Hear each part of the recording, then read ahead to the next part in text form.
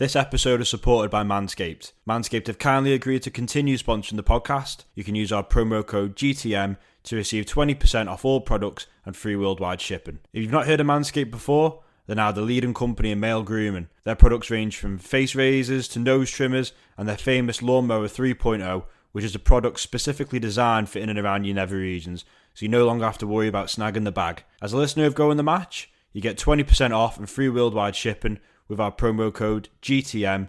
Head over to www.manscaped.com to have a look at all their range of products to grab yourself an absolute bargain. Welcome back to the Go in the Match podcast. Today I'm joined by Sammy James. Sammy is a match-going Fulham fan and also the founder and one of the hosts of Fulhamish, a dedicated Fulham podcast. Sammy, thanks for giving me your time today, mate, and coming on the podcast. Oh, an absolute pleasure, Mike. Thank you for asking me. Nice to be asked to be on a non-Fulham publication for once. Okay, so I want you to take us back to your childhood and growing up a Fulham fan. Where were you born and how did your love for Fulham Football Club begin? So my interest in Fulham is a bit different to kind of your classic, my dad was a fan, so I was a fan story. First 10 years of my life, I had very little interest in football. Wasn't really around it. My dad wasn't a football fan. And I think, now this is something that I'm not really necessarily that proud to say, but if I'm being truly honest, if I supported anyone at school, I supported Man United, which I know, Mike, you're a Liverpool fan and you will look down on me rightfully for that. And I remember watching the 99 Champions League final. I must have been about 7. I remember watching that. It's the only memory of supporting United. So there was obviously an interest in football, but it was never really strong. I wouldn't have known whether United won the league, didn't win the league. I guess maybe mixture of too young and, I don't know, just didn't care that much. Yeah. And then I was 10 and a colleague of my mum supported Fulham. And my mum said, oh, John's asked if you want to go to the Fulham game tomorrow. And I remember being like, oh, really? That sounds crap. But I went. I don't know if I was forced or whatever. I was a bit too young to remember, but I went along. It was Fulham's first season in the Premiership, as it was known at the time. And it was a game against Southampton. I remember we won it 2-0. We were in the Riverside stand at the Craven Cottage. It was before Craven Cottage was all seater. So it was the last season at Craven Cottage with standing terraces behind the Hammersmith end and the Putney end. And I loved it. Absolutely. Just fell in love with it. Maybe it was the roar of the crowd. I think I was a pretty malleable fan. I probably could have been taken to any ground and I would have just been overawed by it. But also I think, now I've been to Craven Cottage and realised that not every ground is like that. I think I was just swept up in it straight away. And I came back home and I wanted to go to the next game. So I went to the next game, which was Everton, and we won again, which always helps, I think, when you're trying to breed in a new young fan. And I went to my dad afterwards. I said, can I change teams? Can I be a Fulham fan? And I never forget, he gave me a really sinister, stern talk. He was kind of as if I was like dating a girl or something. And he was like, I just need you to know, Sammy, that this is a really important commitment. You can't back out of this. You can't change teams in 2 months' time because people will laugh at you. So if you're sure about this, then you can do this. And I was like, yeah, okay. No, that's fine. I'm a Fulham fan. And that was it. I was obsessed. I had everything Fulham, the duvet, the shirt. All I talked about at school. I was a nerd for the results. I knew every Fulham player. I had like a book of all the Fulham players that I wrote myself. I was just infatuated by Fulham. And it never really stopped, really. Like I went through years, maybe at university, where I cared a little bit less about it, but still went to away games and home games and stuff. And yeah, it just grew and grew. And eventually my dad, who had no real interest in football, became a Fulham fan as well. And so when I got my first season ticket, like 15, he got one with me and has had one with me ever since. And we went to Europe when we had the European run together. We've always kind of gone to Fulham matches together. I now sometimes go to away games without him because he's not really that interested in traveling the length and breadth of the country. But we've done a lot of aways as well. Anfield, Old Trafford, City, Manchester, St. James's Park. We've done a lot of those together, and it's been something that my dad and I will always cherish. But it's such a weird way round that I got him into it, not like him into me, which is this is the way that most people kind of find their football clubs, isn't it? Yeah, it's very interesting, to be fair. I'd say the majority of fans in general, and probably guests I've had on here, like you say, it's usually your dad's perspective or someone within the family, or uncle, whoever it may be, will get you into that club. So it's like, I think that's quite good, though. It's quite different, and that you've obviously both made a bond with the club, and that's like your time together to go and follow the club. Obviously, when you was getting into Fulham, then who'd your sort of players that you'd idolise at that age coming through? Who'd you sort of watch and get off, like that player that'd get you off your seat? So that first team in the Premiership was a remarkable team, and littered with kind of players that are now in Fulham folklore. I didn't know it at the time, but looking back, it was a pretty special team. So you had Steve Malbronk, was probably the one that rolls off the tongue, and Louis Boamorte as well, two exceptional players. And of course, we had Louis Saha, who was a wonderful goal scorer for Fulham, left in not the best circumstances to United. The way he forced that transfer kind of soured the taste. But I think now, retrospectively, everyone looks back at Louis Saha and thinks, the best team in the world wanted your main striker, like, who were Fulham to say no to him. But it was maybe just the way he threw his toys out the pram at the end, which soured it. And of course, Edwin van der Sar was in goal. There were some remarkable players in that first few years that I supported the club, and maybe didn't realise how lucky I was. And Fulham fans that have been there for 40 years would never have seen players like Edwin van der Sar. Yeah, I just kind of thought that was normal that Fulham would have a player of his calibre and his ability. And even now, I'm like, wow, like, we had Edwin van der Sar as goalkeeper. I mean, it was heady days at Fulham. Al Fayed wanted to be Manchester United of the South, and he had grand plans to build a 50,000-seater stadium at Craven Cottage. How he planned on doing that, if you've ever been there, I don't really understand still to this day. But it was a time where Fulham genuinely thought we could be top four contenders, and we were like going to be the new Man City. But quite quickly, Al Fayed realised that actually, to be successful in football, you don't need to be a millionaire, you need to be a billionaire. And very, very fast, the kind of finances required to compete at the top level just outgrew what he was capable of doing, even though he owned Harrods and was a very, very wealthy man. But yeah, some of those players were fantastic. Louis Boamorte, for me, my particular favourite. Just one of those players who ran to the death. Like, he never gave up a loose ball, and would so often just produce something out of nothing. And you're like, wow, how did you keep that in? How did you do that? Just had two magic feet, could go around anyone, and was full of passion as well. So yeah, Boamorte probably my standout, but there was a lot to choose from. So have you got any sort of memories from going to Craven Cottage for the first time, and you sort of the whole match day experience? Have you got any good stories or memories you can share with us?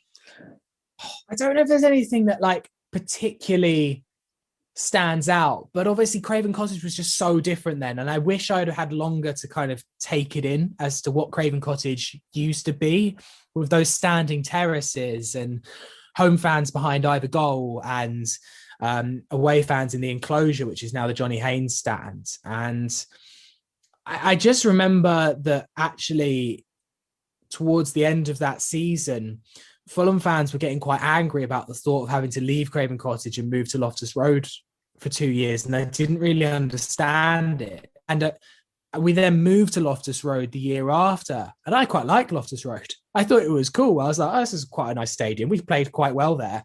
And I just didn't realise as a 10-year-old what a big deal it was playing at Queen's Park Rangers' ground, and how actually it wasn't a nice ground. It isn't a nice ground. Why did I enjoy going there? Because I was 10 and I didn't know any different. Yeah. And now I see that if some Fulham fans refuse to go, like, then that's how strongly they felt about Fulham playing at Loftus Road, is they refused to go to games. It's like Liverpool going and playing at Everton. I know that's a big, like, dramatic example, but it's not far off in terms of West London sport. And yeah. I think you're just so naive as a young fan to the real problems that kind of like actual Fulham fans that have been going for years, and how that was such a awful thing to have done. And that back to the cottage, the big protests were happening all behind the scenes, all whilst I was just there as a 10-year-old enjoying it because I thought it was just fun. Now, I've got to say, I've been doing this podcast now for a little over 6 months. And so this is the third series that we're on. And honestly, the amount of people that I ask when they come on, your favourite away ground, I'm always amazed by always people will say Craven Cottage is their favourite away ground. So as a Fulham fan for yourself, I just wanted to know what you think it is that away fans enjoy coming to Craven Cottage for and enjoying the experience. Well, quite often it's because they get 3 points, isn't it? Let's be honest. That's probably a big part of why they actually quite enjoy it, because we can be quite shit, particularly in the Premier League. It's everything about it, isn't it? It is the perfect away day that you look for. Kind of when you're looking one up, it's in a nice part of the city. There's tons of pubs. It's quite amenable to away fans as well. Like a lot of the pubs that are by the tube stations at Craven Cottage are away fan pubs. The whole thing is well set up, and it's a bit of a gripe of Fulham fans. Sometimes you're like, why are all these pubs bloody away fans? Why do none of them accept home fans? And sometimes it's hard to get into a pub as a home fan around Craven Cottage, and that's why a lot of Fulham fans choose to drink further out than actually the away fans will. But it's like, so you have just a nice location generally. Who doesn't like an afternoon in West London? It's just a fun place to be, right? But then the walk through Bishop's Park, or whatever way you go to Craven Cottage, even if you come down from Hammersmith, which is the less famous route to go to the cottage, is along the river, and it's just really pristine, and everyone's just having a beer and a laugh in the park and a bit of a sing-song. And then you get into the ground. It's old-fashioned, it's turnstiles, it's a throwback to yesteryear. And if you're one of these clubs that has a Meccano stadium and it's everything's by e-tickets and stuff, you go through those rickety old turnstiles into a ground that's still made out of brick, and it's so beautiful.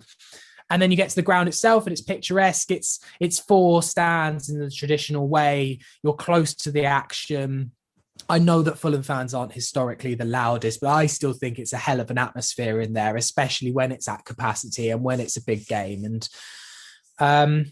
it's only going to get when this new stand's built, because it's looking the absolute bollocks. I'll be honest. And it's going to be the kind of cherry on top for what is already a wonderful ground. And it's just unique, right? It's so much of football these days, since clubs have moved to new stadia, is all the same. How different is Pride Park to the King Power? Yeah. The seats are black. One seat's got blue, one seat's are blue, and one seat's black. That's not far off the difference. Yeah, they can jazz it up with flags or some quirky way of doing the step, but it's all the same. And yet you come to Craven Cottage, and all of the great stadia just have something that's unique about it, whether it's just because it's exceptionally big or it's got an exceptional atmosphere. And Craven Cottage is just exceptionally beautiful. And it's a throwback to yesteryear. And of course it's modern now, and there's no standing terraces and things like that. But people still just feel like they're going back in time, I think, when they go to Craven Cottage. And it's friendly as well. I guess that's another thing to be said. It's not a hostile place to visit. You're not going there expecting trouble. You're just there going for a nice day out. Like people go to Cheltenham for a nice day out. They go to Fulham. They know they're going to have a few pints in the park, and they're going to watch some football in a picturesque place. So that, I think, is why it's so amenable to away fans, but it's why we love it as well. And Fulham is Craven Cottage, and it's not the same for other clubs. If Fulham ever left, and I don't think they will now, that's the one great thing about the new stand, I don't think I'd be interested in going anymore. And that's why people were so upset when we moved to Loftus Road all those years ago, because I think they felt like if Fulham's not at Craven Cottage, then it's not Fulham. It's just a team that plays in black and white. It's just another football team. And I think that's what makes Craven Cottage so special. And it has to be preserved forever. And thank God that the current ownership, they're not perfect, but they've said from day one that staying at Craven Cottage was their top priority. And that's the best thing. Yeah, I think I did a West Ham episode not so long ago, and we talked about moving to London, the London Stadium, and how, like, the teething problems they've had there, Arsenal moving to the Emirates. And I think when you always see Craven Cottage, you feel like there's a nostalgic, still a feel to that. Very much a bit like Goodison as well. I know Everton are moving soon, and that might be an issue for them. But I think, like you've said there, it's going to be a good success to keep that nostalgic feel, and that's probably another reason why away fans enjoy it so much. Something else I was actually thinking about then is, am I right in saying, and I might be wrong, so correct me, but is there a neutral section within the ground as well? So this is a bit of a myth. It's not a myth. There was, and I don't think there really is anymore. Okay. The neutral section was a necessity, not actually. Well, it was kind of a necessity. Basically, the way that the ground was built is so tight that it was impossible in the Putney end to have segregated fans. It was physically an impossibility. So either Fulham would have to give all 6,000 seats in that end. It's a big end to away fans. And whilst that's not a problem for the biggest teams, actually, most teams can't take 6,000 fans to a bog average game at Craven Cottage. That's quite a lot of away fans. And so Fulham either had the choice of, right, okay, either we lose all these seats and have like 4,000 empty seats every game, or let's be creative about this and create a neutral end. And the Premier League approved that away fans and neutral fans could mix. Now, obviously, the neutral end was a mixture of Fulham fans that couldn't get a ticket for the home end, and often it was an overspill for away fans, which often led to really differing sizes of crowds. And when Liverpool, United, Chelsea came to town, it was just a completely full away end. Yeah. And then when it was your Wigans, Blackburns, they sold these tickets at like a tenner a pop, and they filled it with kind of Fulham and neutral fans. And we used to be a club that had 5,000 fans, right, rattling around Craven Cottage. And then suddenly we had a 25,000 seater stadium, and we didn't really have that fan base to fill it. Fan bases take time. Yeah. Like, you can't just suddenly find, MK Dons and all the new clubs have found this. You can't just find 50,000 fans.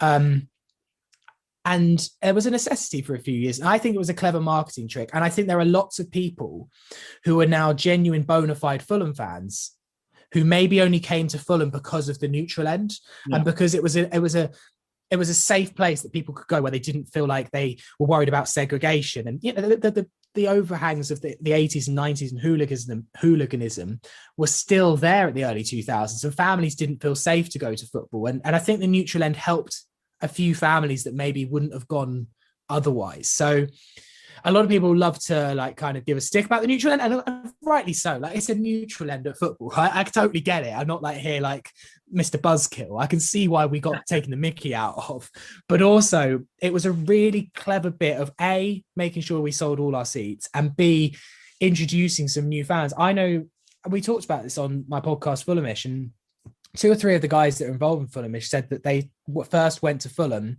because of the neutral end. And actually, that's a genius bit of marketing. And hopefully with the new stand, though, because they're opening up a lot more and there's going to be more access points to various bits of the grounds, the neutral end will be a relic of time gone past. And I think the better for it.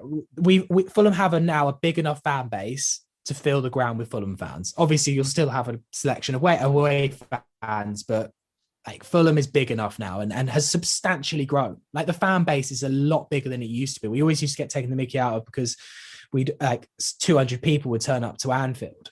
And now, okay, they don't go lightning fast away tickets, but more often than not, we take a sizable amount of fans to games. And that's a nice thing as well, because it used to be quite disheartening when you go to an away game and there was like 300 of you there. But in a way, it was the glory days as well. But also, it's quite nice now to go to a game and know that you're not going to get the piss ripped out of you with people saying, "Did you turn up in a minibus?" Like, and all that stuff.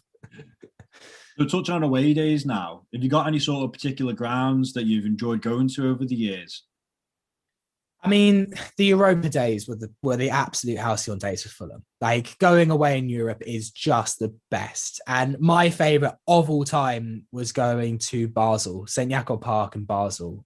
It was about 10 days before Christmas and it was freezing. It was like -10. It was bitter. My dad and I went and the Christmas markets were out and everyone was drinking in the square, filled the Irish bars and stuff. And the best part of the story of that day is Fulham won 3-2. It was a group game decider, 6th match of a group stage. And Fulham had to win through, and Basel had to either win or draw. So it was like a cup tie almost. Roma were already through, and I think CSKA Sofia were fourth. So it was a battle for second. Fulham won 3-2. It was amazing. We went 2-0 up in the first half. Bobby Zamora got both goals. And the first goal, and I was like maybe 17, 18, not done like a huge amount of heavy drinking in my time, and especially not with my dad. And I couldn't control my bladder, basically. So I think this sounds weird, but like got to the 40th minute and I was desperate. I couldn't hold it any longer. I was like, Dad, I got to go. And I went, and midway, Bobby Zamora scored. I've traveled 2,000 miles to my first ever European away game, and I've missed a fucking goal. And so I kind of like, I actually don't think I'd even gone to the loo by this point. I was still in the queue. So I ran back outside to kind of see the celebrations. And my dad was up there laughing his head off because Sammy's missed the goal. I was like, oh, fuck it, I've missed it. Anyway, I went back to the loo because I still needed it. He scored again 2 minutes later, and I'm still in the loo. We're 2-0 up away from home in Europe, and I've missed both the goals. My dad was beside himself laughing. Thank God we scored a third in the second half, and I actually did see a goal, because I don't think I'd have lived it down to anyone that I travelled all that way to miss both the goals. Away days in England, you know what? Some of the championship ones are fun. Like, yeah, there's the big ones. You know, I remember first going to Anfield and like hairs in the back of your neck when Walk Alone is sung, and I've been to Goodison, I've been to Old Trafford, and yeah, they're amazing grounds to visit, and they're so big, and it's eye-opening. But some of my favourites are just the random away days in the Championship. Oakwell, a particular highlight for me, when we went and beat Barnsley 2-1 with 2 goals in the last 10 minutes to win the game, in a massive game in promotion. And it was maybe 2,000 or 3,000 of us in an end that could have taken 7,000 or 8,000. And we all like ran down to the front when I think it was Ryan Sessegnon who scored in the last minute for us. And they're the ones that, whilst I love the Premier League, you miss, because those away days are just magic. Rotherham, another good one, like a random little stadium in the south of Yorkshire. Burton Albion, all those grounds are why being in the Championship is fun to a point. Obviously, you don't want to be there forever, but yeah, they're the ones that always stick in your mind. And it's always some ropey Weatherspoons in a place that you would just never dream of visiting if it wasn't for football. So you touched on there about the Europa League and the run that you had there, and that was something I was going to bring up. So it's quite interesting to get your thoughts on that. Obviously, you got to the final of the Europa League under Roy Hodgson in the 09-10 season, I think I'm right in saying. Yeah. Obviously, a great achievement for the club and a great ride for yourselves as a fan base as well. But how big was that for the club to go on that journey as fans? And obviously, you didn't win it, but how big would that have been if you'd have won a European Cup? Oh, I still think about that day. I still think that whilst everything was amazing, the whole experience, and whilst winning it wasn't the most important thing, you kick yourself because that Atletico side were there to be beaten that day, and we just kind of not bottled it, but things just didn't fall our way in the final. We didn't play as well as we had done during the whole competition. But yeah, the Europa League run was massive, absolutely gigantic, and it put Fulham on the map. I really still think it did. And Fulham was in danger of just being another one of these also ran teams in the Premier League, like the equivalent of Palace now. What have Palace really done since they've come up to the Premier League? Yeah. Like, they finished 13th every year. So did we. That's what Fulham was. And actually, that whole period was defined by the fact that we made the Europa League final. We did something that not many other clubs other than Middlesbrough, who also had that random run to the UEFA Cup final, have ever done. But Middlesbrough did it. Middlesbrough was special because they kept going 4-0 down and deciding that was the time to win it, which was quite a special thing. But the calibre of teams that Fulham beat on the way, Shakhtar Donetsk, Juventus, Wolfsburg, who were German champions, and then Hamburg, who were hosting the final and were desperate to play a final in their host city. And we played Roma in the group stages. Like, it was an incredible run of teams that Fulham beat, and obviously culminating in that Juventus game that Dempsey chipped over the Juventus goalkeeper. I think it was Kamini, not Buffon. Cannavaro getting sent off. Like, these things don't happen to Fulham. It was like a night at Anfield. And you might think, oh yeah, Craven Cottage can never be like Anfield. That night we beat Juventus and the night we beat Hamburg, it really was. It was magic evening European nights in the second leg where anything can happen and miracles can happen in those kind of situations, and oppositions fall apart because of the atmosphere. And yeah, it just announced to the world that Fulham were more than just this team that were there to make up the numbers in the Premier League. And it would have meant so much if we'd have won, I think. But I don't think it would have made a huge difference. It would have been one for the trophy cabinet. It would have been one to brag about in pub debates. But ultimately, the journey was the most important thing. And Fulham fans got to experience something that so many other teams haven't. Even quite good teams haven't got to experience European finals. West Ham haven't got to experience European finals in kind of modern times. And I know like clubs going back, like even like Villa and Forest did in the 70s, but we've done it this side of the millennia. And we'll always have that. And we'll always have that day against Atletico. And it was a real shame we didn't win, but also the journey was the most important thing. And we still all talk about it now. So it's coming up to 11 years from the Juventus game. And everyone on the 18th of March will still be talking about, 11 years ago today, we beat Juventus. And I hope one day that we can go back in Europe and recreate some memories like that. But I think we're also just really proud to have done it. And like, playing in Europe is not easy. People like go, oh yeah, it's just the Europa League. Like, how many teams have gone to Europe and failed every time? Everton. When's the last time Everton did anything good in Europe? I obviously I know back in the day, but like in recent times, every time they enter the Europa League, they either go out in the group stage or the round of 32 to Steaua Bucharest. Like, it's not as easy as it looks to go on that kind of run in Europe and play well in the Premier League.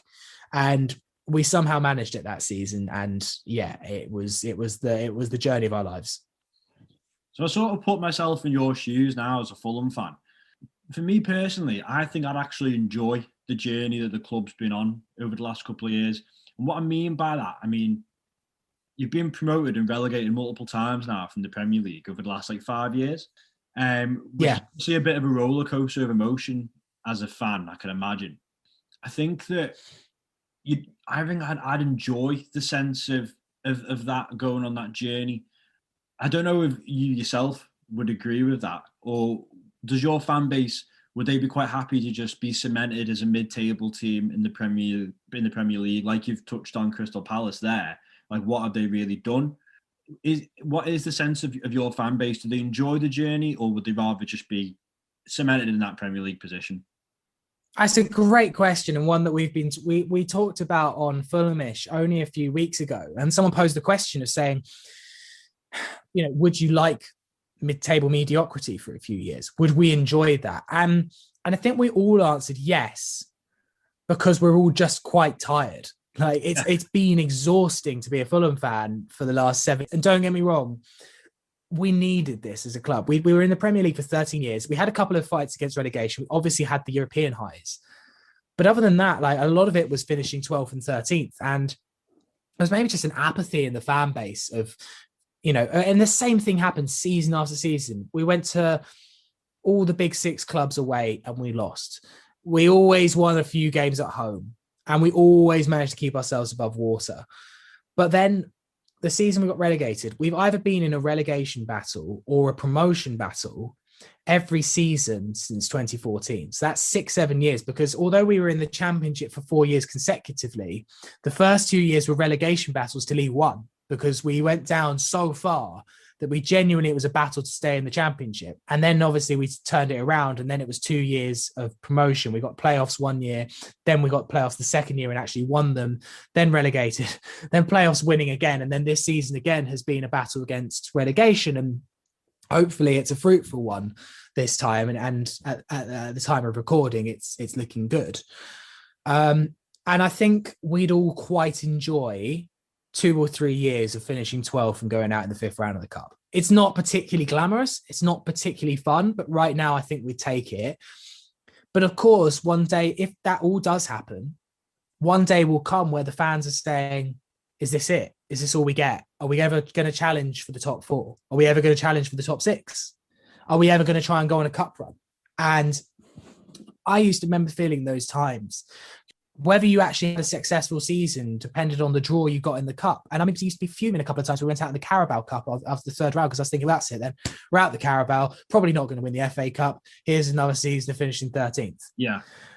And that's the problem with the structure of the Premier League as it is. You will always get teams that sit in this bubble. However, I do have a bit of a philosophy that the Championship comes to get you after a while. No team ever stays in 13th perpetually. And I think Fulham were one of the longest to do it, 13 years in the top flight of not doing that much. It will come to get Crystal Palace, Crystal Palace and now the team that you kind of see in that, we're just middle of the road. And it will come to get them because it always, always does. Only 7 teams seem to have a kind of weird divine right to be in the Premier League. And somehow Everton are that team as well. I don't really know how they've avoided it over the years. They just have. And I think from a Fulham perspective, we would quite enjoy just a couple of years. Let's see what we can actually do in the Premier League. And we've got wealthy new owners who can't invest because of when you go down and up and down and up, the financial fair play implications mean you're kind of hampered on what you can spend. And I think we'd all be interested to see what our very wealthy billionaire owner can do with a couple of years of mid-table kind of money from the Premier League. Actually, could he dip into his pockets and make us challenge for the top 6? I don't think it's beyond the realms of possibility, considering he's spending £100 million on a stand and he's always said he's willing to invest, that he actually might do that. But of course, I do think he's the kind of owner that would be just very happy to keep us at 10th and kind of fund that. And one day we'll have to decide as a fan base whether that's enough for us. So, as I mentioned at the start of the pod, you're the founder of Fulhamish, which is a dedicated Fulham podcast. Is that something you've always wanted to do? And how did you get into setting that up? I wouldn't say it was like a burning desire since like I was 10 or something. I wanted to get, I work in radio. So I got into radio when I went to university because I joined student radio and I loved it. And initially, I never actually had a plan to do anything with Fulham. I kind of was like, I'm a Fulham fan and I do radio. I was kind of so focused on getting into music radio. And then I left university and I was looking for work. And Fulham had like a radio service. This is the days before kind of like ubiquitous streaming everywhere. And if you didn't make a Fulham game and it wasn't on the telly and we were in the Championship at the time, that was the only, sometimes there genuinely wasn't a stream. Like, it's not like, it's hard to find one. Sometimes there was no stream, and listening on kind of Fulham's online radio service was the only way. And in my final year of uni, I put together a little audio tape and sent it to Fulham and said, I'd love to present your kind of halftime coverage, because there wasn't any. It was just a commentator who would pick up the mic 2 minutes before the game. Hello, everyone. Welcome to Ashton Gate. It's for Bristol City versus Fulham. And then at half time, he just plonked the mic on the table and turned off the feed. So there was just 10 minutes of silence. And I was like, I'll fill that 10 minutes of silence for you. Just get me in. I don't even want much money. Just get me in. And they somehow went for it. I was kind of shocked. I was just straight out of uni. I didn't know what the hell I was doing. And I did it for a year. And I got quite frustrated in that role, though, because I quickly realized naively, you can't say what you want when you work for the club. I went on the first day and I said, I wouldn't have made that substitution at halftime. And someone from the club emailed me and said, what the hell are you doing? I was like, what do you mean, what the hell am I doing? We shouldn't have taken off Matt Smith in the 60th minute. That was a crazy substitution. He's like, you can't just be going on like slagging off the substitute, like the decisions of the manager on the official Fulham service. And I was like, oh, okay. And the more, there was a few other reasons as well, but I also just saw that there wasn't a huge amount of podcasting for Fulham. There wasn't a huge amount of content out there. And that kind of whole wave of everyone having a podcast was just in its infancy then. And there was a Fulham podcast, a very good one called Cottage Talk, run by a guy called Russ who lives in the States. And it was a fantastic offering. I was just like, I'd like to do one from my perspective. And with my background of working in radio, I had access to a studio. where I worked, and I knew a few people who I kind of thought would be good for it, and all worked in central London where I did, and would be up for recording it. And a couple of people then got in contact with me to say I'd be up for doing it. So there was a couple of people I knew and a couple of people I didn't.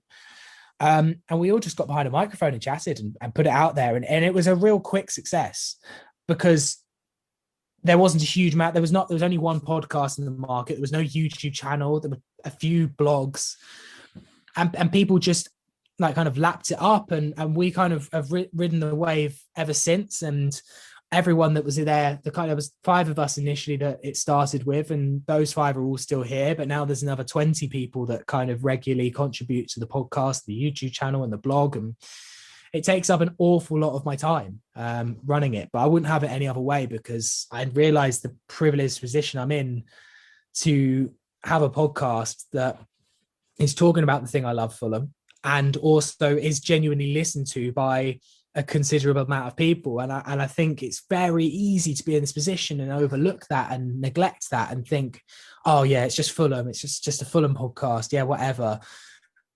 And not do a podcast after you've lost a game because you can't be asked to talk about a defeat. But actually, I see it as a bit of responsibility really now. And sometimes that's a burden. Sometimes you don't want to have to do a podcast when you're hungover and you've just lost 3-0 to Derby.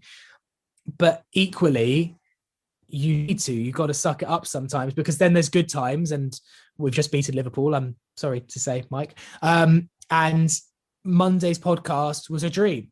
It was like a real honor to go on there and talk about a famous win at Anfield that potentially is going to be a real linchpin where we survive in the Premier League. And, you know, after the playoff finals and all of those great times where it's like so much fun to do a podcast is what it's all about. And yeah, there's some crap times as well. But yeah, I love doing it, and I love seeing it grow. It's my little kind of company, my little products that I've made. And selfishly, I've also used it to my advantage as well. When I've gone for other jobs in the industry, they say, oh, what do you do outside of your work? I say, oh, I've made this podcast, have a look at it. Like, people respect that and stuff. So there is a personal gain to it as well, but also just love the fact that so many Fulham fans are engaged with it, and from all around the world as well. That's the crazy thing, is like, I think it's actually enjoyed more by people that don't live in the UK than people that do live in the UK, because some people see it as like an essential access, because they don't have anyone in Venezuela, wherever they live, to talk Fulham about. They listen to Fulhamish, and that's the beauty of it. And that's why I think club podcasts will always have a place, because there will always be people, a community that want to listen to like-minded people and don't just want to listen to what journalists have to say about their football club. There's a place for them as well, but there will always be a place, I think, for the kind of more club-specific podcasts. Fantastic. So finally, the podcast is centered around Going the Match.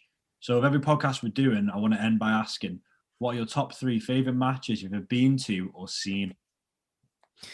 Well, one that I would have mentioned, but I couldn't attend for obvious reasons, was the most recent playoff final against Brentford, which was obviously behind closed doors, which was an amazing game. And, you know, when else ever will get to beat your local rivals in the most expensive match in football? That is not many clubs can even say that. Like, you look at Championship playoff finals, not many have been derbies.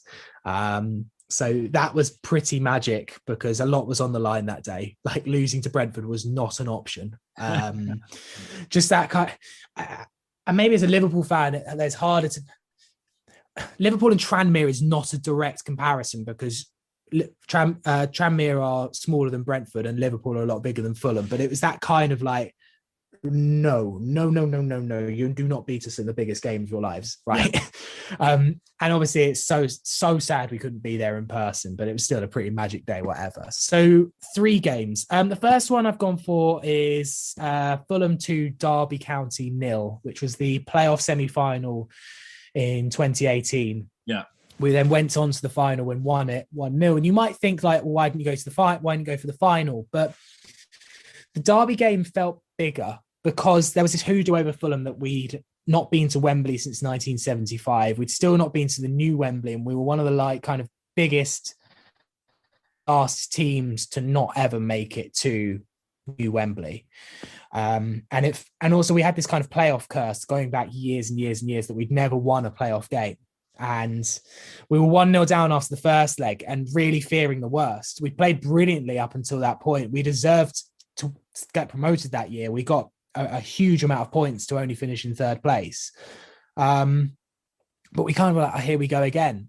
But there was something magical about the cottage that night. It was one of those beautiful, balmy kind of May evenings where you were there in a t-shirt and shorts. And we won 2-0, and it was Savisi Kanovic's young side that won it, and it was just incredible. The elation, a pitch invasion at Craven Cottage, they don't happen too often, and there's a sense of relief that we did it. It felt like a massive kind of moment for the club to get to Wembley, to kind of break the playoff curse, and we were really proud of that team as well. And of kind of like Ryan Sessegnon was the star, and he scored that night as well for us, just 18 years old, and it was a real coming of age moment, I think, for him as well in his career. So yeah, that was just utterly magic, and one of those nights that I just never, like, the cottage was loud that night, and it was just awesome. My second game, this is very much a game that probably won't even be in the memory of most Fulham fans. We beat Man City 2-1 away in 2006, and it was at the City Manchester Stadium, and Fulham had gone this horrible run. Real in our kind of like mediocre Premier League years. We hadn't won an away game all season, but we won so many at home that we were pretty comfortable 13th, 14th. And my dad was supposed to take me to the game. I was maybe only 13, 14 at the time.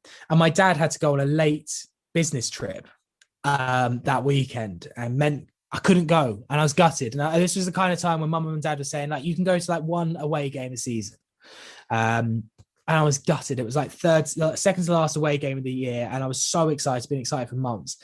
So my mum took me because I think she could see that I was really, really sad to not go. And we were 1-0 down, and it just looked like another, here we go again. And Fulham scored 2 goals in the last 5 minutes of the game. Steve Malbronk and Collins John. And just the elation. I was on top of the world. It was a nothing game. It was been like last on Match of the Day. It was like 9th v 13th. It meant nothing to anyone. But we were just so delighted that we actually weren't like the first team in Premier League history to not win an away game, and just to win it the way we did. And I was in the front row, and the goals were in front of us. My mum was so nervous. She hates football because it's just so tense. And for both goals, she's just stood there like with her like head in her hands. I'm like, Mum, we scored. She's got, and she's like, oh, did we? She was like, you could see me both times for both celebrations having to go to my mum like, I'm not celebrating. I'm going like, Mum, we scored. Brilliant. So yeah, that was her first and I think last ever away game. Probably for the reason that she just didn't spend the whole time watching it. She just spent the whole time. She just couldn't look because she just gets too nervous. The final one, I know I mentioned it earlier, but yeah, beating Juventus 4-1 at the Cottage. Days like that just don't really happen to many clubs, let alone clubs like Fulham. You know, we were 4-1 down in the game. The team had David Trezeguet, Cannavaro, Del Piero, Zabina.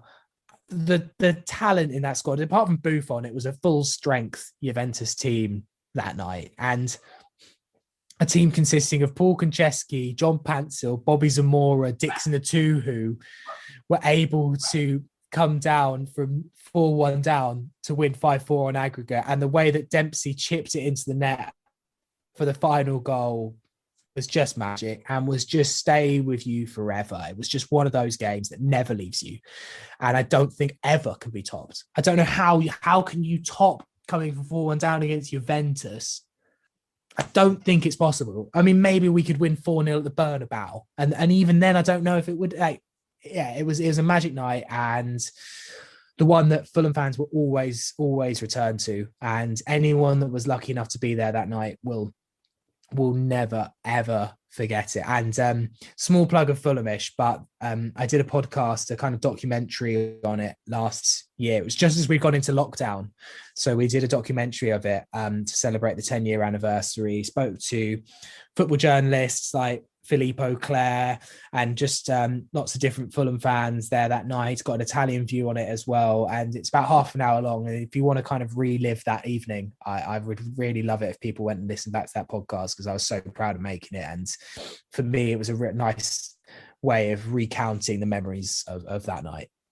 Sounds fantastic. So just before I let you go, mate, I just want to say a massive thank you for giving me your time and coming on. I really do appreciate it.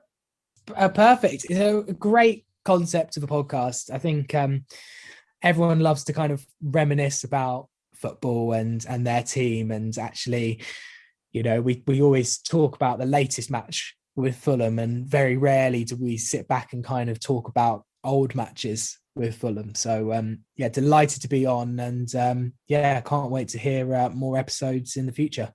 If you enjoyed that episode and want to keep notified for future episodes, please make sure you subscribe, follow and share, and of course, leave us a 5-star rating. You can now follow us on Facebook, Instagram and Twitter, all at Go in the Match, to keep updated for future episodes and updates on the podcast.